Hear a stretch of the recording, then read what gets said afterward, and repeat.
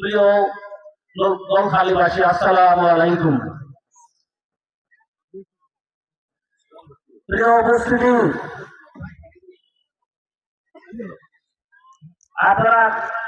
আপনারা গতকালকে বরিশালে গিয়েছিলেন। আপনারা শুনছেন আমাদের দলের চেয়ারপারসন জনাব তারেক রহমান কি বার্তা আপনাদেরকে দিয়েছে। জনাব তারেক রহমান স্পষ্ট বলেছেন, আমাদের জনাব তারেক রহমান স্পষ্ট করে বলেছেন যে ট্রাক মার্কা দয়া করে উনি ট্রাক মার্কায় ভোট চেয়েছেন।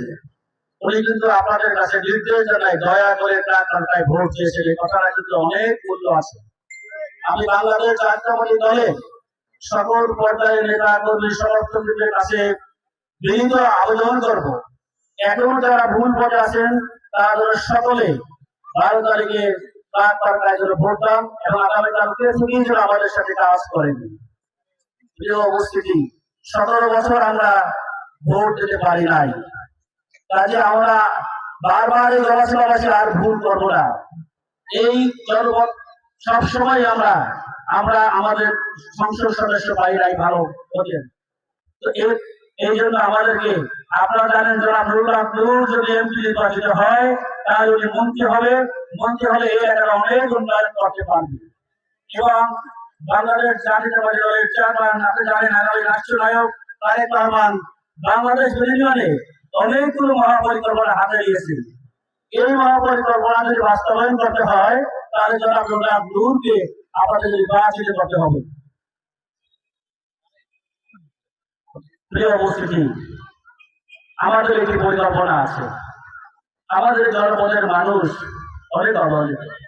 আমরা এই গলাসপাড়া 10 মিটার 2 উপজেলায় আমরা ভোকেশনাল ট্রেনিং সেন্টার চালু করব এবং সেখানে আমাদের বেকার যুবকদেরকে প্রশিক্ষিত করে আমরা বিদেশে ফ্রি মাইগ্রেশনে ফিরে টাকায় আমরা বিদেশে কর্মসংস্থানের ব্যবস্থা করবো ইনশাআল্লাহ। প্রিয় উপস্থিতি, আপনারা জানেন সমাজের ইমাম মুয়াজ্জিন এদেরকে আমরা ভাতা দেওয়ার ব্যবস্থা করব। এই পরিকল্পনা আমাদের আগামী রাষ্ট্রনায়ক তারেক রহমান নিয়েছেন।